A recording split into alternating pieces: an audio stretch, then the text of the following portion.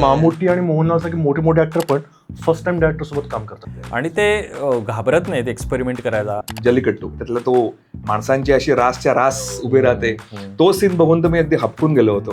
तर मला असं वाटतं की या सिनेमात एडिटर बहुतेक रायटिंग पासूनच इन्व्हॉल्व असावा, कारण त्याशिवाय इतकं उत्तम एडिटिंग नाही होऊ शकत. अँड्रॉइड कुंजप्पन 5.0 म्हणजे ते मुलाशी बोलताना ते सारखे वाद होत असतात त्यांचे, पण ते रोबोट गपचूप ऐकून घेत असतो आणि त्याप्रमाणे ज्या ऍक्शन्स घेत असतात. एका छोट्या गावात एक सुपर हिरो एक सुपर विलन आहे आणि त्या दोघांमधला लढा लोका चॅप्टर 1 मध्ये पण त्यांनी अगेन तो सुपर हिरो जॉनर जबरदस्त हँडल केलाय. त्यातला एक इंटरेस्टिंग भाग असा आहे, तो जो जिल्हाधिकारी आहे ना, त्याचं नाव काय असेल, अजय श्रीपाद डांगे, आणि तो नाशिकचा दाखवलाय. काय महेश ते प्रतिकार त्या सिनेमात मला फहद फासिल पहिल्यांदा कळला. असं म्हटलं गेलं होतं की इफ पॅट्रियार्की हॅड अ फेस, तर तो फहद फासिलचा तो रोल तो चेहरा असणार आहे. पुष्पा आला, पुष्पा बरेच स्क्रीन घेतो मल्याळम फिल्म इंडस्ट्रीमध्ये, तर तिथे आरडाओरडा सुरू झालं की बाहेरच्या स्टारची फिल्म तुम्ही काय इथं आणताय, आपल्या फिल्मचा हक्क का मारताय.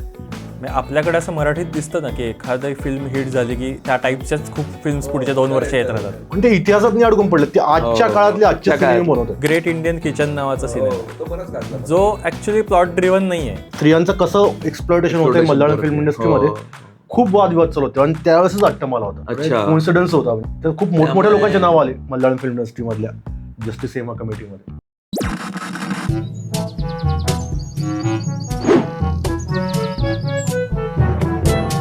नमस्कार, काथ्याकोटमध्ये सगळ्यांचं पुन्हा एकदा मनपूर्वक स्वागत. भारतामध्ये प्रादेशिक सिनेमा हा एक फार महत्त्वाचा घटक आहे एकूण आपल्या सिनेमाच्या इंडस्ट्रीमध्ये. अनेक म्हणजे बंगाली आपल्याला सिनेमे माहिती असतात, मराठी तर आपण त्याचे दर्शक आहोत. एक असा सिनेमा आहे भारतामधला की ज्याने गेल्या काही वर्षांमध्ये एक फार मानाचं स्थान मिळवलेलं आहे आणि त्या फिल्म इंडस्ट्रीकडे बऱ्याच आशेने आज आपण सगळे बघतो आहोत. वेगवेगळ्या प्रकारचे प्रयोग या इंडस्ट्रीने केलेले आहेत. सिनेमांमध्ये अधिकाधिक आशयघन सिनेमे निर्माण होत आहेत. ही इंडस्ट्री म्हणजे मल्याळम सिनेमा, ज्याला मॉलिवूड असंही म्हटलं जातं. तर मल्याळम सिनेमांबद्दल आपण आजच्या काथ्याकोटमध्ये जरा चर्चा करणार आहोत आणि काही बघितलेले चांगले सिनेमे त्यांच्याविषयी चर्चा, आणि एकूणच या मल्याळम सिनेमाबद्दल आपल्याला काय वाटतं ह्याच्याबद्दल थोडं आपण बोलणार आहोत. तर पहिला प्रश्न माझा असा आहे की मल्याळम सिनेमाशी पर्सनल नातं कसं निर्माण झालं? मला रिसेंटलीच ते झालेलं आहे. मी काही खूप मल्याळम सिनेमे आधी बघायचो वगैरे अशातला भाग नाही. कुठल्या तरी फेस्टिवलला वगैरे बघितले असतील एखाद दुसरे, पण कोविडचाच काळ होता जेव्हा मेनली मी हे सिनेमे बघायला लागलो. आणि मला आठवतं आहे की एस दुर्गा नावाचा सिनेमा होता जो मी पहिल्यांदा बघितला. नंतर कुंबळंगी नाईट्स हा तेव्हाचा खूप सगळे रेकमेंड करायचे तो सिनेमा, आणि त्यानंतर माझं असं ते कनेक्शन निर्माण झालं आणि मी मग जवळजवळ त्या एका आठवड्यात असे जवळजवळ 5-6 मल्याळम सिनेमे शोधून जे काय OTTवरती होते ते बघितले. आणि मग मला ते असं वेट लागल्यासारखं झालं आणि मी ते लोकांना रेकमेंड करायचो की हा बघा, तो बघा, ते बघा. तर ते असं एक पर्सनल कोविडच्या काळातलं आहे म्हणजे. हो, ते S Durga by the way कशावरती होता? एस दुर्गा खरं तर त्याला मल्याळम म्हणायचं, पण तो सायलेंट फिल्म असल्यासारखंच आहे. तो डायलॉगलेस फिल्म आहे. ती फारच हेवी फिल्म आहे. म्हणजे एखादी अँझायटीचा ज्यांना त्रास आहे त्यांनी अजिबात ती बघू नये असं मला वाटतं, कारण ती एवढं त्याच्यातनं तो हे होतं ना, म्हणजे ती एक रोड मूवीसारखी आहे की एक त्यात राजश्री देशपांडे आहे. म्हणजे तुम्हाला NH10 सिनेमा आठवत असेल हिचा अनुष्का, त्या टाईपची थोडीशी फिल्म आहे की एका तो रात्रीचा प्रवास आणि मग त्याच्यातलं भीती. एक कपल आहे जे पळून जाऊन लग्न करण्यासाठी एक त्यांनी लिफ्ट घेतली एका हायवेवरती आणि काही त्यात बरेचसे पुरुष आहेत आणि मग तो एक असं स्वतः टेन्शन बिल्ड केलं आहे त्या अख्ख्या सिनेमावर.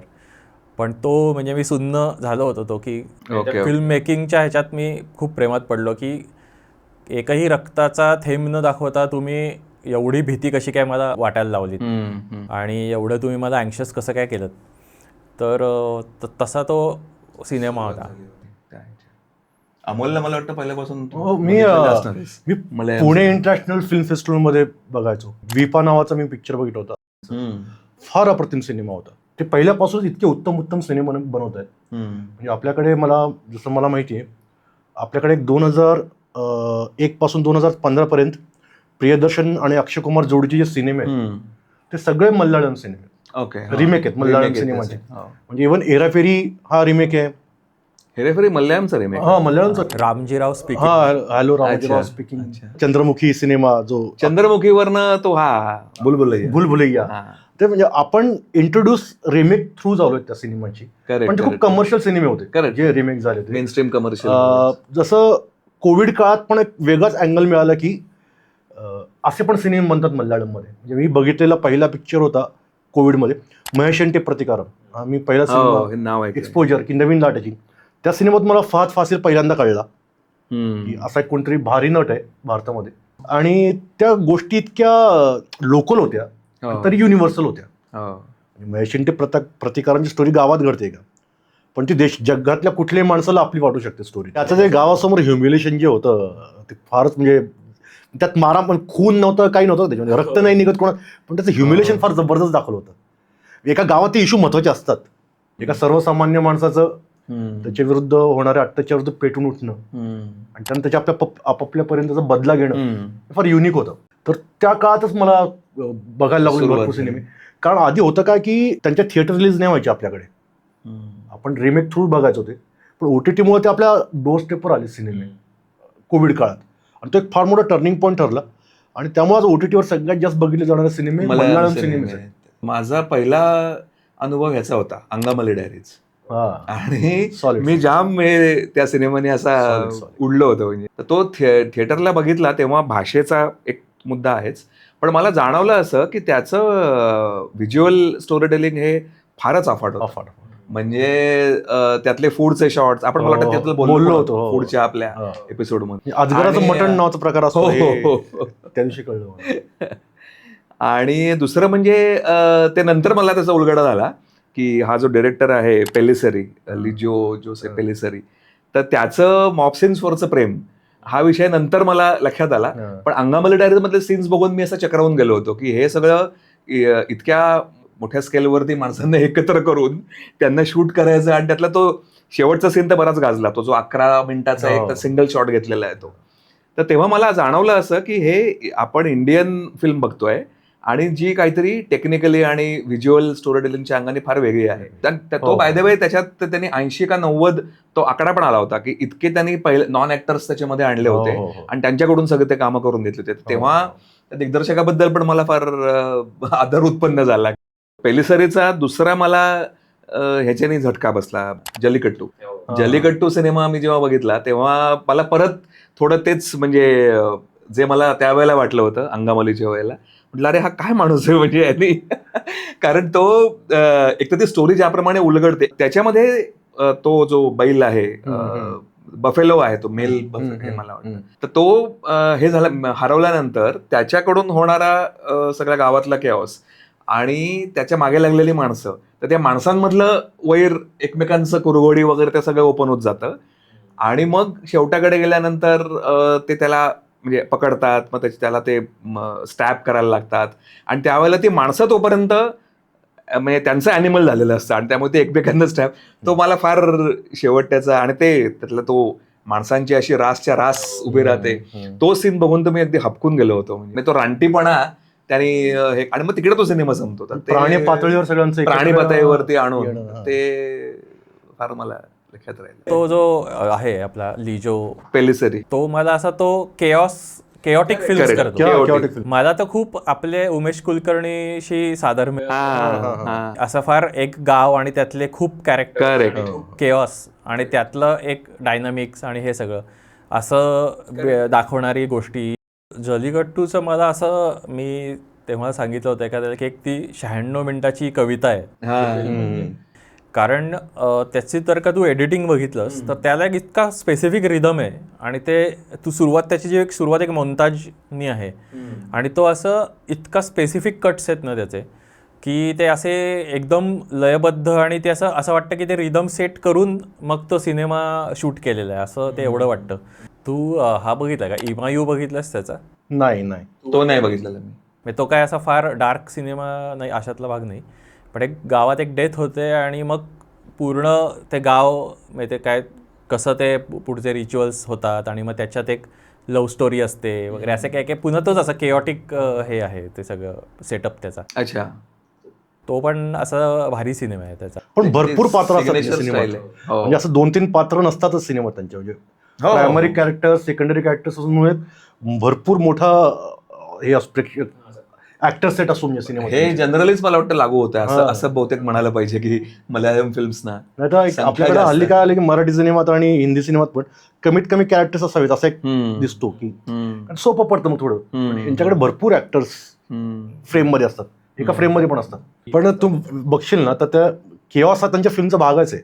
म्हणजे आता आपण रिमेक फिल्म्स बद्दल बोलतो, हेराफेरीचा शेवट बघ किंवा रामोजीरावचा शेवट बघ, प्रचंड केऑटिक आहे. सगळे characters खूप एकत्र जमले. किंवा भागम भाग मध्ये बघ किंवा त्याच्या सगळ्या सिनेमात बघ, प्रियदर्शन स्टाईल. हंगामामध्ये ते सगळे सिनेमे त्याने मल्याळमवरून सही घेतलेत. तर तो किऑस ऍक्च्युअली तिथला आहे.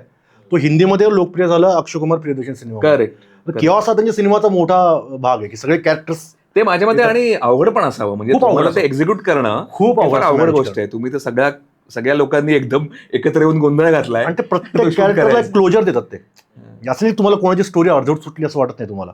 भले 10-12 लोक दिसत असतील, प्रत्येकाच्या स्टोरीला क्लोजर आहे शेवटी. तुला कळतं या कॅरेक्टरचं काय झालं. ते फिल्म मेकिंग मध्ये फार अवघड असतं. खूप अवघड असतं. ते मला एका सिनेमाबद्दल फार आस्था आहे आणि त्यांनी म्हणजे बऱ्यापैकी एक परिणाम केला माझ्यावरती असं मी म्हणेन. तो म्हणजे अट्टम नावाची एक फिल्म आहे, अट्टम द प्ले. तर मला वाटतं तू बघितलीस अट्टम? बघितली तू पण बघितली. तर याच्यामध्ये एक मुलगी आणि तिच्याबरोबर सगळे पुरुष ऍक्टर्स, म्हणजे त्यांची ती नाटकाची ह्याचा काय ग्रुप आहे तो, नाट्य टीम आहे त्यांची. तर त्याच्यामध्ये हे सगळे मेल ऍक्टर्स बरोबर ती मुलगी बरीच वर्ष काम करते.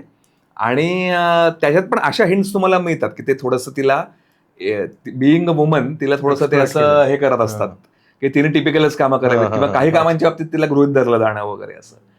आणि मग तो प्रसंग घडतो जेव्हा तिला मॉलेस्टेशनला सामोरं जायला लागतं आणि मग ते कोणी केलंय ते कळत नाही आणि मग तर सगळ्याचा ट्रेस. तर त्या सगळ्याचं ती रचना जी आहे ना ती ह्याच्यासारखी आहे आपला राशोमन. 12 राशोमनचं पण ऍक्च्युअली राशोमनची साधर्म्य वाटतं सिनेमाचं, कारण एकच घटना आहे पण ती वेगळ्या कॅरेक्टरच्या पॉइंट ऑफ व्ह्यू बघताना तुम्हाला म्हणजे कळत नाही कोणावर विश्वास ठेवावा. आणि तुम्ही ऍक्च्युली त्याचं फार गुंतत जाता बरं का. म्हणजे तुम्हाला पण डोक्याला भुंगा लागतो की हे नक्की काय चाललंय, व्हॉट इज ट्रूथ. ट्रूथ काय आहे, काय ट्रूथ आहे. आणि राशोमानचा तू म्हटलंस ते अगदीच बरोबर आहे. त्याची जातकुळी ही म्हणजे ह्याच्यासारखी पण आहे. आपला 12 अँग्री मेन जो होता किंवा आपल्याकडे एक रुकवा फैसला त्याच्यावर आला होता तर सगळ्या, आणि तो पण असाच हेवी डायलॉग्स, म्हणजे ते इतका प्रचंड डिस्कशन त्याच्यामध्ये होतं आणि त्याच्यातले उतार चढाव आहेत, लोकांच्या भूमिका कशा बदलतात. म्हणजे तुम्ही in the light of some new काय इन्फॉर्मेशन तुमची आधीची भूमिका आता एकदम बदललेली आहे. आणि अट्टम ज्यावेळेस आला ना त्याच वेळेस मल्याळम फिल्म इंडस्ट्रीमध्ये कास्टिंग काउच प्रकरण खूप गाजायला लागलं होतं. एक जस्टिस हेमा कमिटी नावाची कमिटी, अरे हो, त्याच्याबद्दल बरंच चर्चा झाली की स्त्रियांचं कसं एक्सप्लॉयटेशन होतंय मल्याळम फिल्म इंडस्ट्रीमध्ये. खूप वादविवाद चालू होते आणि त्यावेळेसच अट्टम आला होता. कोइन्सिडन्स होता म्हणजे कोइन्सिडन्स. तर खूप मोठमोठ्या लोकांचे नाव आले मल्याळम फिल्म इंडस्ट्रीमधल्या जस्टिस हेमा कमिटीमध्ये. तर त्याने त्या सिनेमात मग नंतर ते इव्हेंच्युअली ते पण मला आवडलं की त्याला असं क्लोजर मिळत नाही. तो कोणी काय केलंय ते तुम्हाला उलगडत असं होत नाही, पण ती मुलगी असं शेवटी म्हणते की मला जे काही सगळं घडतं आणि जे काही सगळ्यांचं दर्शन तिला घडतं त्या पुरुषांच्या मानसिकतेचं, तेव्हा ती म्हणते की that could be anybody but you all are equally, तुम्ही दोषी आहात, अशा अर्थाचं ते फार सुंदर सिनेमा होता. त्याला बरेच अवॉर्ड्स वगैरे पण खूप मिळाले. एको नावाचा सिनेमा बघितला नेटफ्लिक्सवर, तो तुम्हाला प्रचंड आवडलेला सिनेमा आहे. म्हणजे मला त्या सिनेमाची फिलॉसॉफी मांडली होती, मला फार आवडली होती की are you protected or you in jail. म्हणजे तुम्हाला जे प्रोटेक्शन वाटतंय ते ऍक्च्युली तुमचा तुरुंग आहे अशी थिअरी त्या सिनेमात मांडली, जी काइंड ऑफ मॅट्रिक्स आणि द ट्रूमन शो या सिनेमात मांडलेलं थिअरीच्या जवळ की आहे आपलं आजूबाजू जग आपण बघतोय ते आपल्याला सेफ वाटतंय, सुरक्षित वाटतंय, पण ऍक्च्युली तुम्ही एका तुरुंगात आहेत. तुम्ही तुमचं फुल पोटेन्शियल नाही वापरतात तुम्ही तर, किंवा तुम्हाला आभास आहे प्रोटेक्शनचा पण ऍक्च्युअली तुम्ही नजरेखालीत कोणाच्या तरी. ही फिलॉसॉफी त्या सिनेमात त्यांनी जी मांडली एकोमध्ये ती फारच जबरदस्त पद्धतीने मांडली आणि खूप स्लो बर्नर सिनेमा आहे. खूप वेळ घेतो मुद्दे यायला, पण ते महत्वाचं आहे फार. ते वेळ घेतात ना प्रत्येक कॅरेक्टरला उलगडून सांगायला, प्रत्येक गोष्टीचं एक्सप्लेनेशन सांगायला. तेव्हा सुंदर 3 तासाचं फिल्म आहे. 3 तास म्हणजे पण बरेच लोक कंटाळतात एक दिवसात, पण तो सिनेमा नेट लावून 3 तास बघायचा सिनेमा आहे तो. आणि ते शेवटच्या 5 मिनिटात जो चित्र बदलतं ना, म्हणजे फार कमी सिनेमात असं होतं की शेवटच्या 5 मिनिटात नूरच बदलतो सिनेमाचा. काय ते धक्कादायक तुम्हाला असं कळतं की ते पहिल्या 2 तास 55 मिनिटात तुम्ही एक्सपेक्ट पण केलं नसतं. अच्छा. तुम्हाला शेवटच्या 5 मिनिटात कधी तुम्हाला कळतं. तर असं ते फार सुंदर सिनेमा आहे. आणि त्यात ते कुत्र्यांचं रूपक जे वापरलंय, मलेशियावरून आणलेले काही कुत्रे आहेत त्यांचं रूपक, म्हणजे सिनेमाच्या पोस्टरवर पण कुत्र्याचा चेहरा आहे असं डोंगराच्या आकाराचा. तर त्या सिनेमात तो डोंगर आणि ते कुत्रे दोन्ही फार महत्वाचा रोल प्ले करतात. आणि दुसरा म्हणजे आत्ताच एक हॉटस्टारवर संभवम नावाचा संभवमबद्दल पण बरेच नावाचा सिनेमा आलाय, अध्याय 1. तर त्यांनी ना टाइम लाईन्सची किचकट संकल्पना इतकी जबरदस्त मांडली आहे सिनेमात त्या. म्हणजे टाइम लाईन्सचा खेळ जे म्हणजे मार्वलनं केलंय काही दिवस मागे. त्यांच्याकडे प्रचंड बजेट आणि प्रचंड खूप मोठं सगळं असून पण त्यांच्या काही सिरीजला ते जमलं नाही, ते यांनी करून दाखवलंय. इतकं तर टाईमलाईनचा खेळ संभवमध्ये दाखवलाय की एका जागी सगळ्या टाईमलाईन लूप्स होतात आणि माणसं एका टाईमलाईन म्हणून दुसऱ्या टाईमलाईनमध्ये जातात. म्हणजे मला प्रश्न पडतो की यांनी प्री प्रोडक्शनवर किती वेळ दिला असेल. अच्छा. स्क्रिप्ट लिहायची, एडिटरला सांगायचं, त्यांनी कारण ते सगळं प्री प्लॅन्ड असणार आहे. ते नॉर्मली काय होतं, तुम्ही सिनेमा लिहिता, मग शूट होतो, मग तो एडिटरकडे जातो. तर मला असं वाटतं की या सिनेमात एडिटर बहुतेक रायटिंग पासूनच इन्व्हॉल्व असावा, कारण त्याशिवाय इतकं उत्तम एडिटिंग नाही होऊ शकत. टाईमलाईनचे खेळ दाखवणं वेगवेगळे. ओके. तर हे 2 सिनेमे सध्याचे माझे फार आवडते सिनेमे सध्या. आणि दोन्ही असं फॉरेस्ट बॅकड्रॉप वाले सिनेमे. आपण जो आता बोलताना मुद्दा जो म्हणला की मल्याळम सिनेमात नेहमी फिल्म सेट नसतात त्यांच्याकडे, ते नॅचरल लोकेशन, नॅचरल लाईट्स मध्ये काम करतात. तर त्यांच्या सिनेमा नॅचरल वाटण्याचा फार मोठा भाग आहे. कारण सेट, कृत्रिम सेट ओळखू येतात तुम्हाला. म्हणजे संजय लीला भन्साळीचं मी लगेच ओळखतो, सेटच आहे, किती भव्य दिव्य असो, किती मोठा असो, तो सेट असतो. आणि नॅचरल लोकेशन, नॅचरल लाइटिंग ही वेगळीच असते. आणि मला वाटतं केरळला म्हणजे नशीबवान पण आहेत ना, तिथे खूप अवेलेबल आहेत. म्हणजे आपण किष्किंधा कांडम बघितलं, किती सुंदर नॅचरल लोकेशन्स होते. बऱ्याच सिनेमांचं नाव घेतलं मला वाटतं अशा प्रकारचं सेटिंग. अजून मला नाव मध्ये किती सुंदर दाखवले सगळं गाव. ते त्याच्या ओपनिंग सीन मध्ये बघतो ना, आंघोळ करत असतो, जॅक फ्रूट येतं, मग जॅक फ्रूट खातो, ते बघून वाटतं कसलं भारी गाव आहे. एक आहे जो मी सगळ्यांना सांगतो तो बघावा असं, एक अँड्रॉइड कुंजप्पन नावाचा नाव ऐकलं, खूप ऐकून नाव. तर माझा सगळ्यात फेवरेट ऍक्टर आहे त्यातला तो सौबिन शाहीर जो आहे, मंजुमल बॉईज मध्ये आहे. तो खूप सिनेमांमध्ये असतो. हुंबलंगे नाईट्स मध्ये आहे का तो? मोठा भाऊ दाखवलाय तोच का? हा, आठवलं मला तो. करेक्ट. आता रजनीकांतच्या कुलीमध्ये तो मेन व्हिलन होता. अरे हो, रजनीकांतला टफ देतो माहिती का तो. त्याच्याकडे बॉडी नाहीये किंवा असं फार खूप असा सिम्पल अतिशय सिम्पल आहे माणूस, आणि तो कुठलेही तरी पण रोल करू शकतो. आणि माझा तो म्हणजे फहाद फासिल पेक्षाही माझा तो आवडता ऍक्टर आहे. कारण त्याच्याकडे बघूनच मला असं फार म्हणजे इतकं ह्युमन त्याचं सगळं वावर असतो ना. म्हणजे त्याचे एवढे रोल्स आहेत म्हणजे रिसेंटली ज्या सिनेमांमध्ये, पण तो सगळीकडे फिट बसतो. तू आत्ता म्हणालास त्याच्यावरनं मला ते कुंभलंगे नाईट्स, आता त्यातलं पण मला विशेष हे वाटलं की त्याची स्टोरी बघ ना तू. ते 4 भाऊ आहेत आणि त्याचं कसं असतं की एक मोठा, म्हणजे त्यांचं कोणाचंही आईवडील एक नाही आहेत.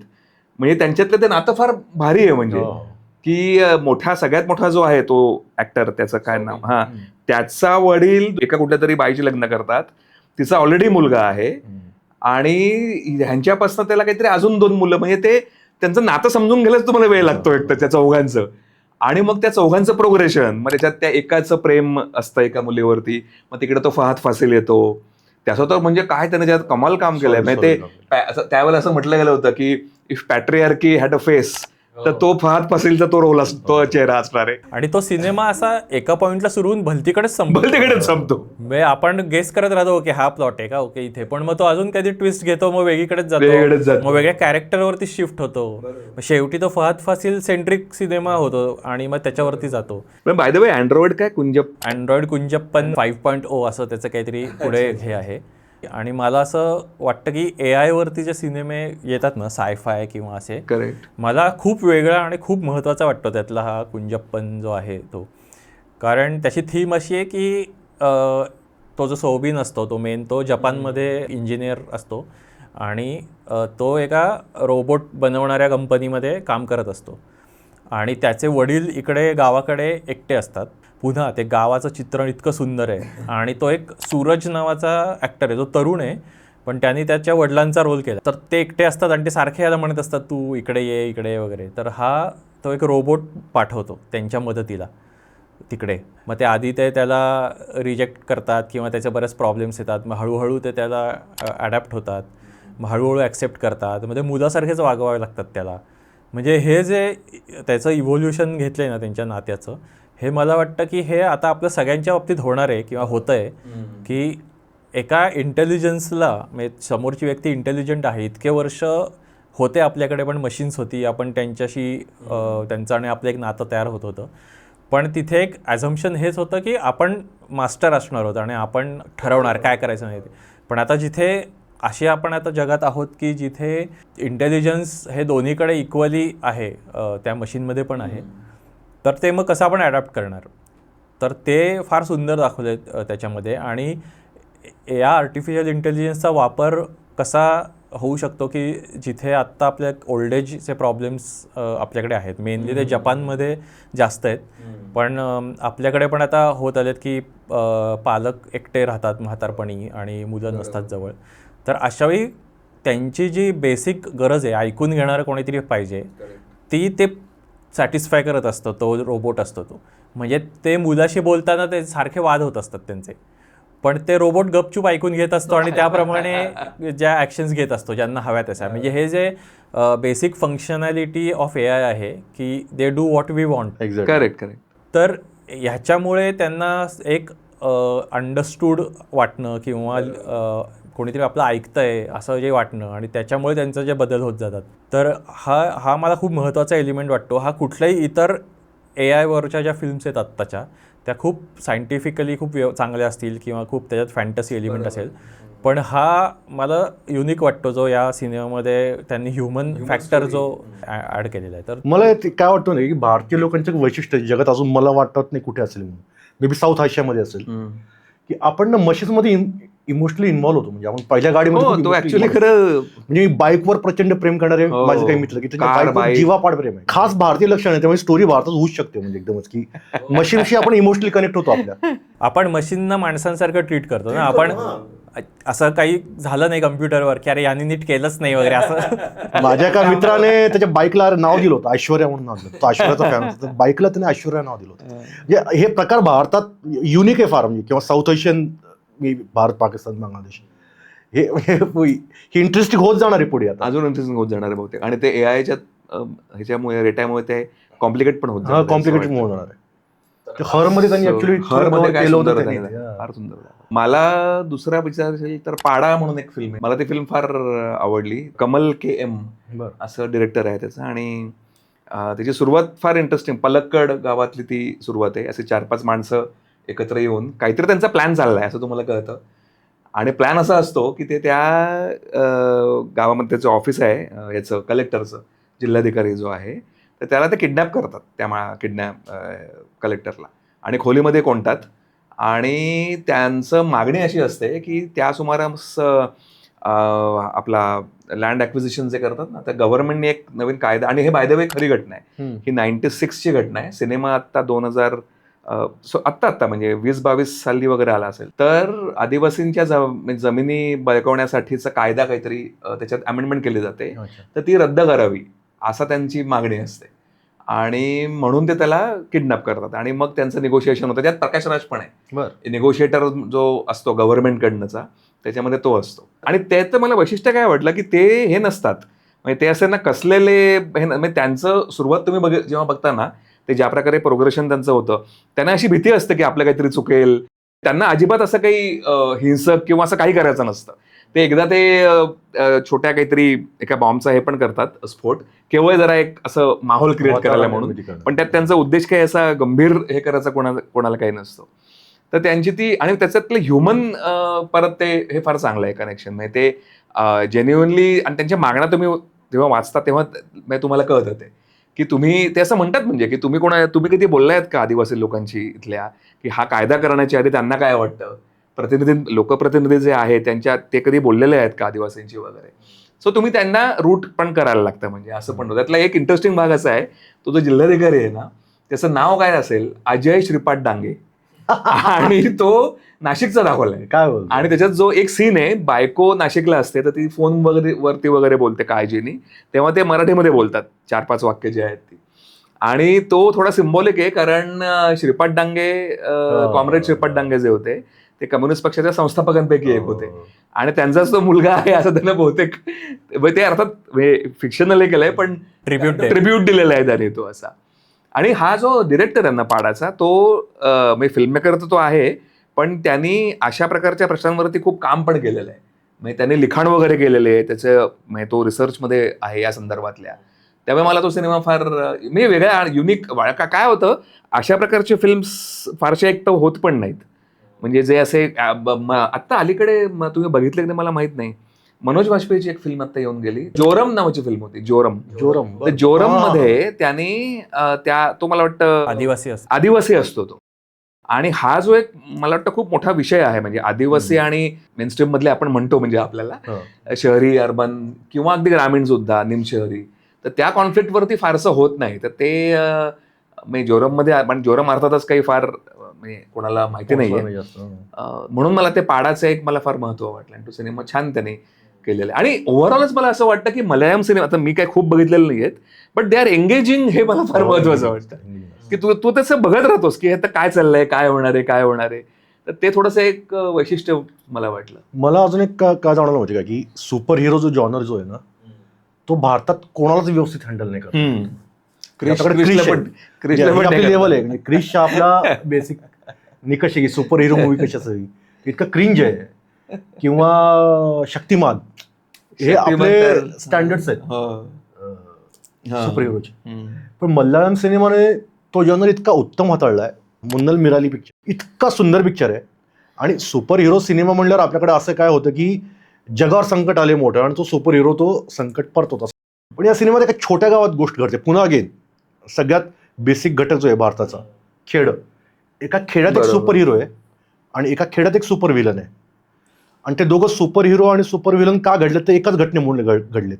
म्हणजे तो हे नाहीये, पण म्हणजे तो नॉर्मल मनुष्य आहे आणि त्याला सुपर हिरो म्हणजे ऍक्च्युअली त्याला पॉवर्स काहीतरी मिळतात. एक अशी घटना घडते की दोघांना सुपर पॉवर्स काहीतरी पॉवर्स मिळतात. अच्छा, असं प्रॉपर घडतं. त्यांचं पण हे होत नाही का, म्हणजे ते कॉस्ट्युम बिश्युम असं काही नाहीये? आहेत कॉस्ट्युम, पण ते फारच म्हणजे बेसिक आहे, बघायला पाहिजे. सूट बीट नाही त्यांच्याकडे. हे थोडं याच्यासारखं झालं का आपल्या भावेश जोशी सुपर हिरो? हा, पण ते आपलं लपवतात. तो सुपर हिरो तो फक्त चिरप फडका बांधून फिरत असतो, बाई काहीच बदलत नाही. तो ते फार सॉलिड आहे. तर एका छोट्या गावात एक सुपर हिरो, एक सुपर विलन आहे आणि त्या दोघांमधला लढा. पण तो कॉन्फ्लिक्ट इतका जबरदस्त आहे सिनेमातला त्या, अच्छा, की जो फार महत्वाचा असतो कुठल्याही सुपर हिरो फिल्ममध्ये. जगावर संकट येत नाहीये, पण काहीतरी टेरिबल घडणार आहे गावामध्ये आणि तो हिरो कसा टाळतोय. आणि त्यातलं सुपर विलनचं जे कॅरेक्टर आहे ना, त्याच्याबद्दल तुम्हाला शेवटपर्यंत सहानुभूती वाटते. फार महत्वाचा फरक येतो की, कारण सुपर हिरो म्हणजे सुपर विलन्स म्हणजे डिस्गस्टिंग असतात, म्हणून या सिनेमातल्या सुपर विलन बद्दल तुम्हाला शेवटपर्यंत सहानुभूती वाटते. कशी वाटते तर सिनेमा बघावा लागेल तुम्हाला. आणि त्यांनी आताच लोका चॅप्टर 1 मध्ये पण त्यांनी अगेन तो सुपर हिरो जॉनर जबरदस्त हँडल केलाय. आणि तो one of the biggest hits last इयरच्या आहेत भारतात. लोका एवढा लोक चालला सिनेमा जबरदस्त. सो हे सुपर हिरो जॉनर हँडल करणं, हे पण काम त्यांनी करून दाखवलं, जे नॉर्मली आपल्याकडे होत नाही. माझा एक दुसरा पुन्हा सौबिन शाहीरचा सिनेमा आहे, एक सुदानी फ्रॉम नायजेरिया नाव आहे त्याचं. तर त्याचा पण असाच पुन्हा खेडेगाव आणि एक असं टिपिकल घर आहे त्याचं. आणि तो तिथला फुटबॉलचा कोच असतो, फुटबॉल टीमचा, तिथल्या लोकल फुटबॉल टीमचा. आणि तिथे ती काहीतरी त्यांची मोठी स्पर्धा वगैरे असते. तर हा नायजेरियन प्लेयर्सना हे करतो, त्यांच्या टीममध्ये घेतो काहीतरी करून. आणि तर त्यातला एक त्याचं नाव सुदानी असतं नाव सुदानी. तर हां, तर तो काहीतरी त्याला ॲक्सिडेंट त्याचं काहीतरी होतं, पाय का काहीतरी फ्रॅक्चर होतं का असं काहीतरी होतं, आठवत नाही. आणि त्याला 1 महिना राहावं लागतं पुढे. म्हणजे तर खरं तर प्लॅन असतो की ते खेळून जाणार परत त्यांच्या देशात, पण त्याला पुढे राहावं लागतं. आणि मग तो ह्याच्या घरीच राहतो. आणि मग तो एका त्या केरळमधल्या रिमोट कुठल्या छोट्याशा गावामध्ये एक नायजेरियन माणूस पहिल्यांदाच मे बी लोकांनी बघितलेला असतो. आणि मग त्याचं कसं त्या गावाशी नातं तयार होतं.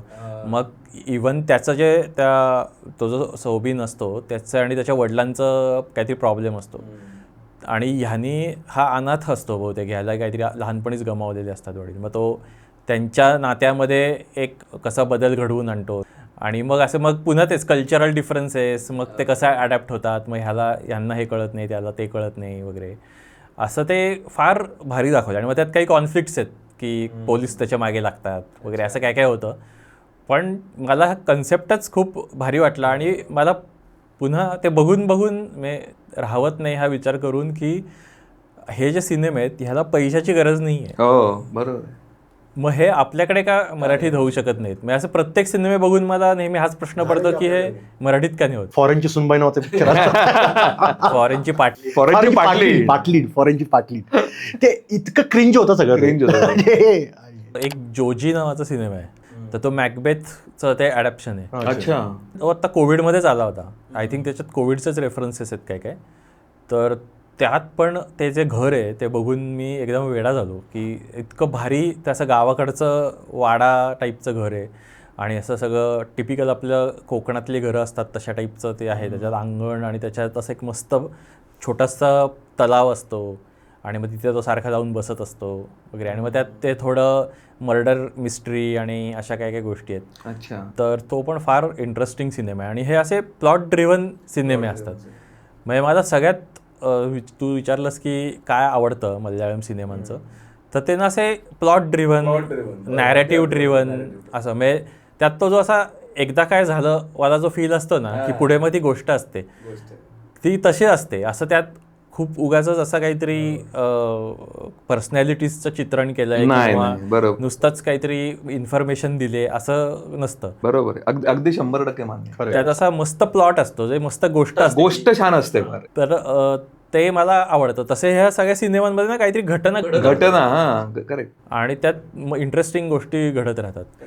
तर तसा एक आहे. But again great Indian kitchen नावाचा सिनेमा जो ॲक्च्युली प्लॉट ड्रिव्हन नाही आहे. बायकांचं स्थान कुटुंबातलं आणि ते कशा डॉमिनेटेड असतात आणि त्यांचं कसं स्वयंपाकघरा म्हणजे कसं त्या स्वयंपाकघरापुरतंच त्यांच्याकडे एक त्यांची आयडेंटिटी एक तयार केली जाते वगैरे. तर त्याच्यावरती तो होता. तर तो असा रेबेलियस सिनेमा होता. पण मला असे वुमन सेंट्रिक सिनेमे फारसे दिसत नाहीत समहाऊ की मल्याळम सिनेमांमध्ये, मी बघितले नाहीत फारसे. पण ओव्हरऑल एक अजून एक वैशिष्ट्य मला वाटतं मल्याळम सिनेमांचं की फार इन्क्लुझिव्हिटी खूप असते. म्हणजे खूप वेगवेगळ्या कल्चरचे त्यात लोक असतात. इव्हन त्यांच्या क्रू मधली नावं पण तुम्ही बघितलीत ना तर ते खूप विविधता असलेली नाव आहे. ख्रिश्चन, हिंदू, मुस्लिम, फार मस्त व्हरायटी. अजून बरेच आहेत. म्हणजे ते माझ्यामध्ये मगाशी अमोल असं म्हणत होता की ते त्यांच्या केरळमध्ये एकूणच लिटरेचरचं महात्म्य फार असल्यामुळे स्टोरीला फार मला वाटतं महत्व आहे. आणि तसे स्टोरी रायटर्स आणि अशा स्टोरीला अप्रिशिएट करणारे प्रेक्षक हे दोन्ही तिथे आहेत. त्याच्यामुळे हे होत आहे. व्हायरस नावाचा सिनेमा हो, तो पण एक फॅन्टॅस्टिक सिनेमा आहे. तो एक मध्ये कुठला व्हायरस आला होता केरळमध्ये, आय थिंक निपा. तर त्याच्यावरती आहे. पण त्या सिनेमाचा विषय असा आहे की त्यांनी त्या व्हायरसचं उगम स्थान कसं शोधून काढलं. म्हणजे त्याचं सुरुवातच सिनेमाची अशी होते की अचानक खूप पेशंट येत आहेत आणि एकदमच एक्स्ट्रीम सिम्पटम्स दाखवायला लागलेत आणि कोणालाच कळत नाही आणि सगळा हाहाकार उडाला आहे, काय चाललं काय.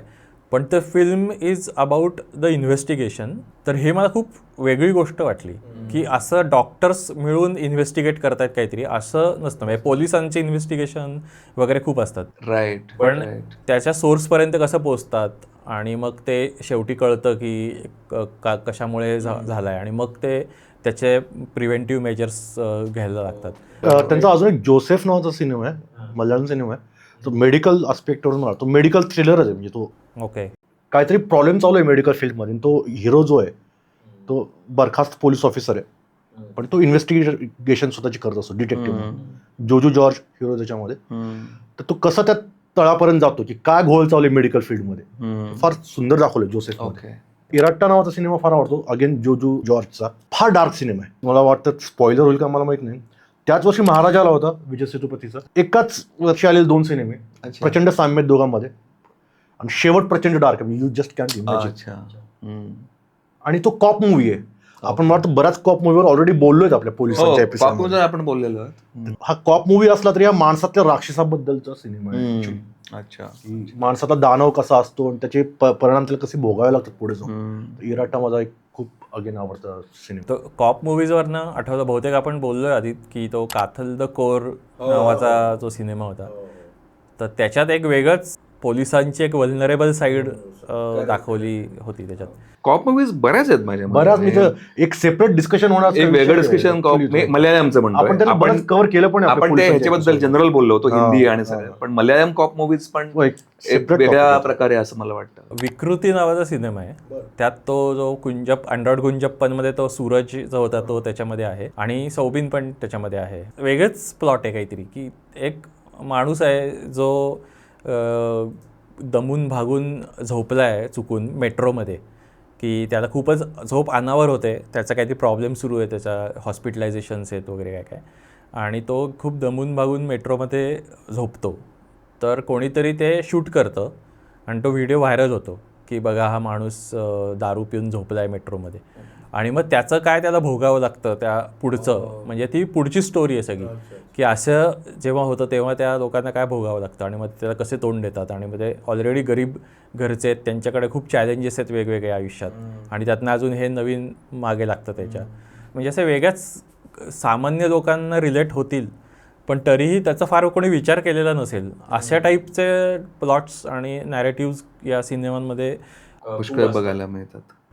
ते मला मस्त वाटतं. आणि त्यातनं असे फ्लॉड असतात सगळे कॅरेक्टर. असं काही कोणी परफेक्ट नसतं किंवा कोणी असं ठरवून कसं वागत नाही. असं ते माणसांसारखी माणसं असतात, ती दिसायला पण तशीच असतात, कोणी हिरोईक नसतं. आणि मग अशी म्हणजे अमोल जे म्हणला की ते सेटवरती त्याचे शूट होत नाहीत फारसे, ते रिअल लोकेशन्सवरती होतं.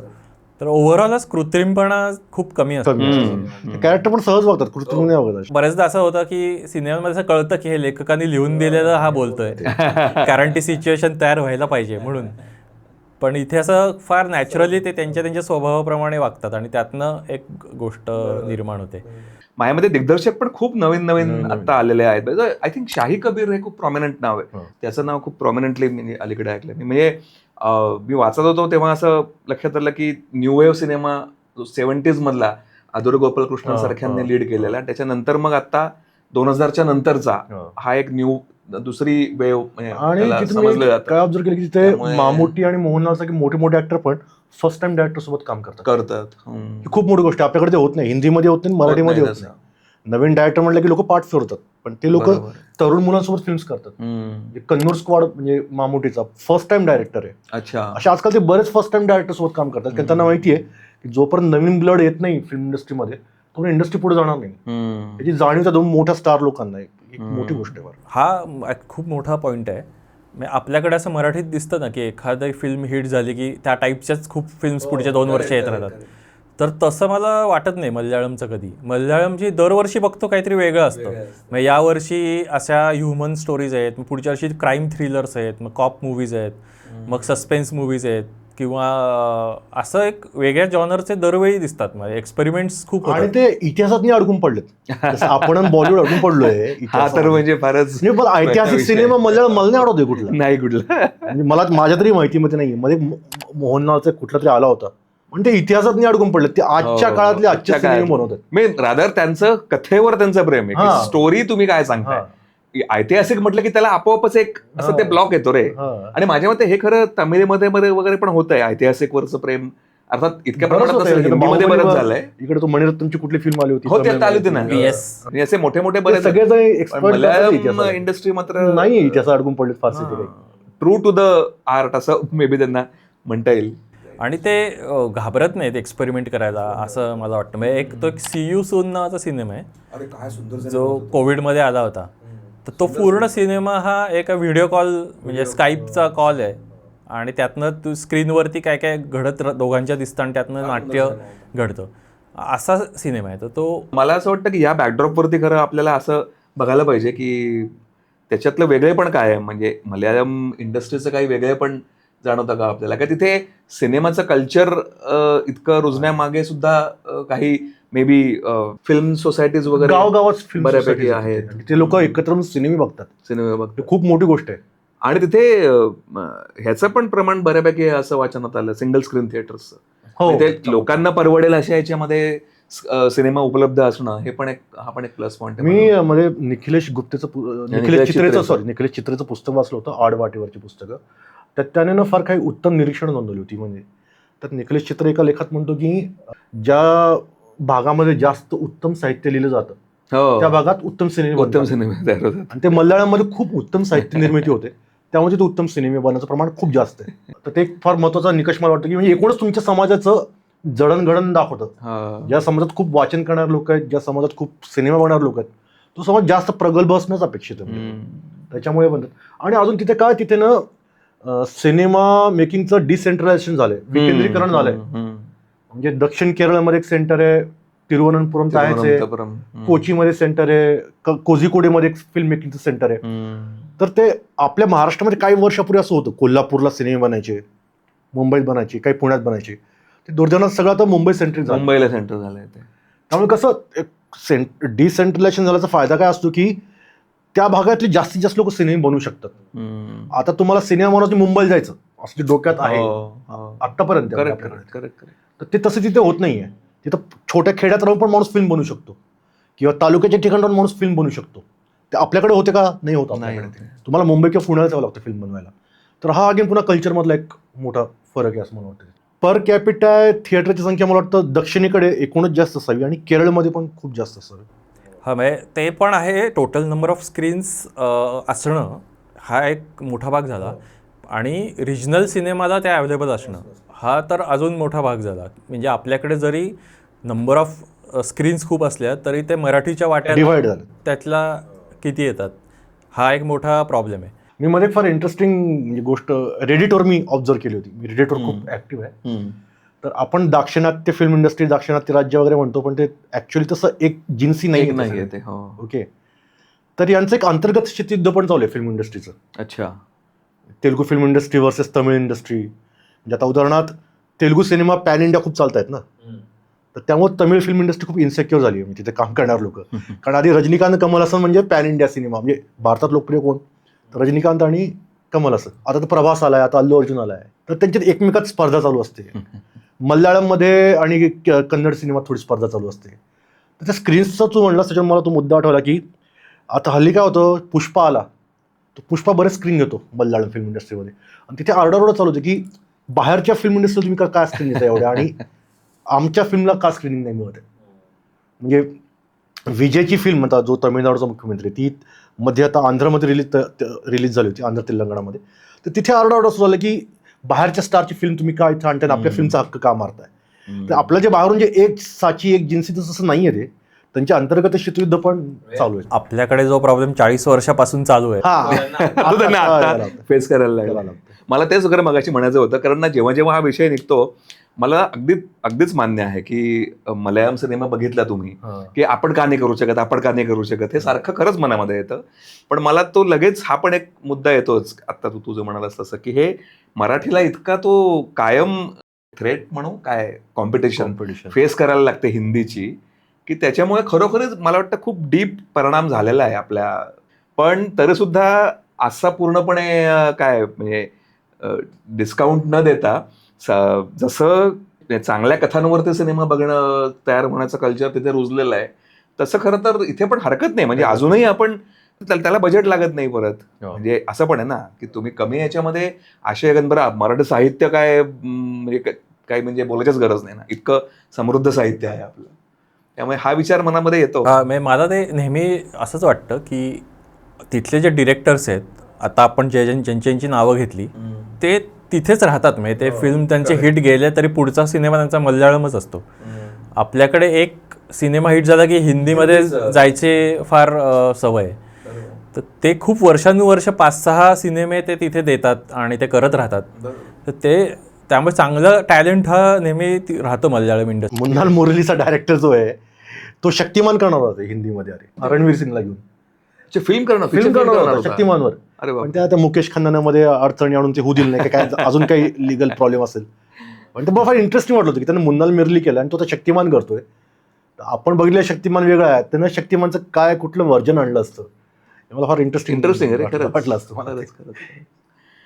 एनिवे, सो मला वाटतं या नोटवर आपण थांबूयात आणि मल्याळम सिनेमा जसा घोडदौड करतो आहे तसं मराठी सिनेमाने सुद्धा आपल्यामधले जे काही अंगभूत आपल्या स्ट्रेंथ्स आहेत त्या सगळ्या वापरून अशीच घोडदौड मराठी सिनेमा पण करेल अशी अपेक्षा आपण व्यक्त करूयात. आणि मल्याळम सिनेमामधली तुम्हाला जी आवडणारी नावं आहेत त्याबद्दल जरूर कॉमेंटमध्ये लिहा. तुम्हाला अजून कुठल्या विषयांवरती काथ्याकूटमध्ये चर्चा झालेली बघायला आवडेल त्या विषयांची नावं सुचवा आम्हाला. चॅनल बघत राहा, काथ्याकूट चॅनल बघत राहा, सबस्क्राईब करा, आमचे व्हिडिओ शेअर करा आणि लवकरच आपण नवीन एपिसोडसह पुन्हा भेटूयात. Thank you very much.